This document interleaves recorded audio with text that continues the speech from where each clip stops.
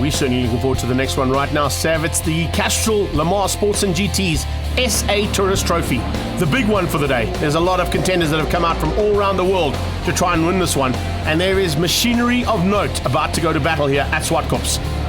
Look out at the front end as the usual contenders will be there. There's a couple of drivers who had some bad luck last year. One of them is Roy Campos, one was Warren Lombard. But there's certainly no doubt about it that the reigning champions are going to be at the front end of this field. And Dave managed to catch up with them in pit lane. It's Jonathan and Mark du Toit. Jono, you guys are real busy today, but this is like your annual event, isn't it? Yeah, I mean, it's fantastic. This is a fantastic event. Really grateful for all the international guys that came out to race with us. And yeah, I mean, it's great to see all these fantastic cars. And yeah, it's pretty busy, but done some fitness training, so I should be all right today. And it's warm enough. Mark du Toit, a lot of people don't realize you guys actually, between you, have a little bit of talent in racing cars, been around a long time, done it all from karting all the way through. Pretty incredible. Now you're about to share a car in an endurance race. Yeah, I know. I've been doing this a long time. I still love it. And like Jonathan said, big event for us. Last year we won the 45-minute. We were very, very tough with that. This year we've got our work cut out. I think we're only starting 7th on the grid, so it's going to be very tough. Very hot out there today, so I think we're going to be looking after the cars from about lap 5. It's going to be like a bit of a strategic race this year. And a change up for machinery for the du Toit boys as well. Usually in the Lola T70 Spider, like Roy Campos is piloting there as he exits the pit lane.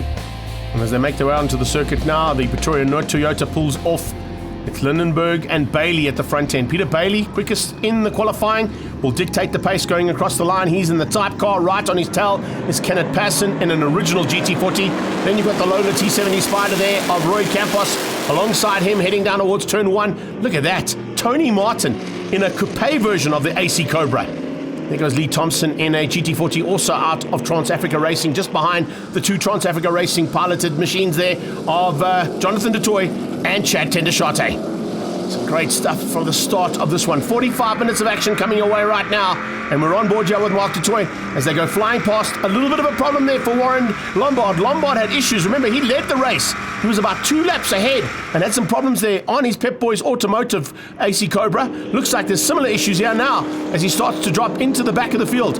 Alan Garrow gets past him. Van Marschalk comes through as well.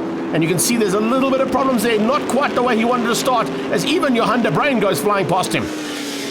Second of the Lindenberg Racing machines. Well, he's in second at the moment is Peter Lindenberg, but the second of those is just about to pass Warren Lombard in the background. Speaking of passing, Roy Campos applying pressure now. It's Tony Martin that's just ahead of Lindenberg, and Lindenberg loses out to Campos, under brakes into G&H Transport corner. Tony Martin in the backdraft Cobra hangs on for now. Can he keep it all together as they go across the line? A long way to go. There's definitely going to be some chopping and changing. Watch out for pit lane strategies to come into play as they get into the thick of it. Type cars versus originals. 11 car there. Absolutely amazing stuff to see Lee Thompson at the wheel of that car as he heads right onto the tailpiece of that original GT40 just up ahead of him. Tendershate just ahead now of the two du Toit boys. The Marauder coming through there as well. Great to see that car in the hands of Ben van der Westhuizen. And you can see that there's going to be some big battles expected throughout this 45 minutes of racing. Campos already late on the brakes and into second place. Good move there from Roy Campos. Now trying to close down on Peter Bailey, who leads out at the front end. Two of the coupe AC Cobras behind them. Then it's GT40s. Looks like Lindenberg might be battling a little bit with brakes there. I'm not quite sure what's gone down there on that road to race machine of his. Campos already getting into the thick of the back markers, going through there on Werner Hutzenberg in that Porsche 916. That's a real interesting piece of machinery as well. Usually pilots a big 928 Porsche, but now in a 916, different machinery for him. There's Lombard in. There's definitely issues on that Cobra of his. So go on board here with the du Toits heading through turn 4, 914 on the left-hand side. In fact, look on the left-hand side there. That is Dirk Venter in the second of the Lindenberg Racing Daytonas, who's crashed out at turn 4. Very good possibility we may get a safety car here. We'll wait and see if the clock of the course agrees with me. But as they go up into turn 5, du Toit on Tendershate. Looks like problems there for Tony Martin. Also starting to slow slightly in the backdraft Cobra. And coming into pit lane, yeah, there's double wave yellows. Peter Bailey, the leader, dives in there, and you can see he's realised their safety car. Oh, Campos sees it last minute. Also gets in only just into the pit lane window too. So it's Chad Tendershate and Johan de Bruin who are out there now in 1 and 2 behind the safety car. Let's catch up with the drivers down in pit lane and see how it's going. Yeah, good, eh? Under control. See, the guy lofted, so we all quick pitting here. Because now its temperature is very hot, very hot. Me, not the car. We're picking up a bit of overheating again. So a little bit worried, but we're pushing very hard. Bailey just doesn't seem to slow down, so I'm just trying to stay with him. So, but I'm going to have to slow it down a bit to keep the temperature down. So I'm not sure. I'm going to have to wait for someone else's bad happenings before we can win this one, I think. So more pit lane action as they all come in, realizing the safety car is out there.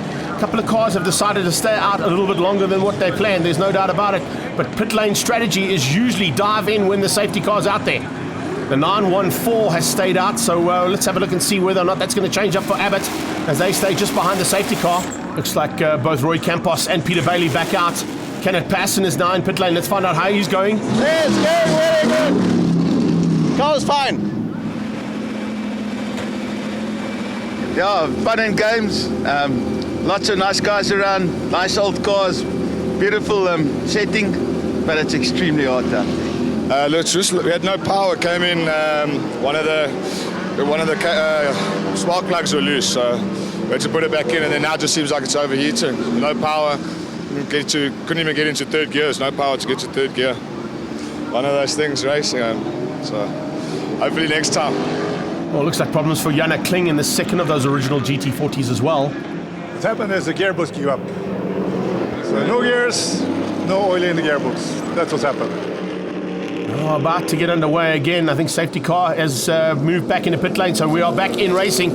And the marauder Ben van der Westhuizen about to get marauded there by Roy Campos around his outside in the Lola T70. Du Toit trying to run there with Lee Thompson and trying to find a way through. Maybe use Thompson as a bit of a blocker as they go through on some of the back markers there. That MGB of Franco Reska moving out of the way. Van Marskartbolt, he's piloting up there with Michiel Campagna, and Michiel Campagna now in the car, pushing as hard as he can to get that Corvette of his as high up as possible and looking for a possible class victory there for those two. Remember, there's also index of performance that'll be big on the cards here and on the targets for a lot of these drivers. And speaking of targets, well, the target is on, and there we go. A change up for the lead. Peter Bailey has eventually been caught and passed by Roy Campos. Campos, we spoke to him in pit lane, said he was going to try and ease off slightly. Looks like Bailey might have to do the same. There's a lot of liquid coming out of the back of that car. Maybe it's some gearbox oil. And Peter Bailey's days might be numbered there. We'll have to wait and see. Kenneth Passon in the original GT40 there just ahead of Hudsonberg. Look at the onboard camera here from Jonathan du Toit. He was behind Peter Bailey for a while, and you can see all the debris here as he closes in on the back end of Campos. So du Toit, Campos and Tendershate all fighting for the win here. Chad Tendershate in the coupe version of the AC Cobra on the Daytona coupe and the Lola T70 Spider and its checkered flag lap. Roy Campos goes defensive on every occasion. He does not want to lose this one. Over the last 2 years, he's had some problems. He hasn't had a chance to win. He was devastated last year. And the Toys, of course, are looking for a back-to-back victory here in the Castrol South African Tourist Trophy. Some back markers to contend with. They're going to be in the way, only just squeezing out the Abbotts. And there goes Campos on the defensive, right towards the line. Roy Campos is going to take the win. He hangs on to beat out Jonathan du Toit and Chad Tendershate across the line. That's going to be one of the closest victories we've seen in the TT in a long time. The top three cars across the line in less than a second. That is brilliant stuff. And as always, exactly what the people have come out here to Swartkops to see at the Passion for Speed Festival. The 2020's champion is Roy Campos ahead of Mark du Toit and Jonathan du Toit and Chad Tendershate for Class A. Class B went to Kenneth Passon ahead of Josh Dovey, and Johan de Bruyn took the Class C's. Down there, it was Kobus Brits, an incredible drive, taking the Class D's, and Ray Cornelsen behind him. Jono, an epic race and a great finish. Yeah, look, I mean, safety car after about 10 minutes, so Mark came in and said, good luck. You know, water temperature is 250 degrees Fahrenheit, and I've been short shifting. So I went out and I was short shifting. But I was able to stay with the leaders, and then caught Peter Bailey, and I think a water pipe came off on his car, and as a result, he spun off on his own water. And then I caught up to the Campos car, and then with 3 laps to go, I was like, I'm not looking at the water gauge, I'm just going to drive it like it's a sprint race. So I was pushing as hard as I could, hoping nothing would break. But yeah, stayed together, but just couldn't get there. Roy Campos, a bit of a tactical race with the pit stops, but a thrilling final. I think it's Jonathan du Toit. One of the Toys was behind me. Fast Cobra, fast. It was like a yo-yo, the elastic band was like 5 seconds, then 2 seconds, then 5 seconds. And in the last 2 laps, the youth was coming through and the lighties were starting to squeeze me. I just started taking the wide lines, the defensive lines, and I survived 3 laps. If there was one more lap, I think I would have died. I must tell you, it was extremely fitting for a day like this to have a show like that. I hope the crowd enjoyed it.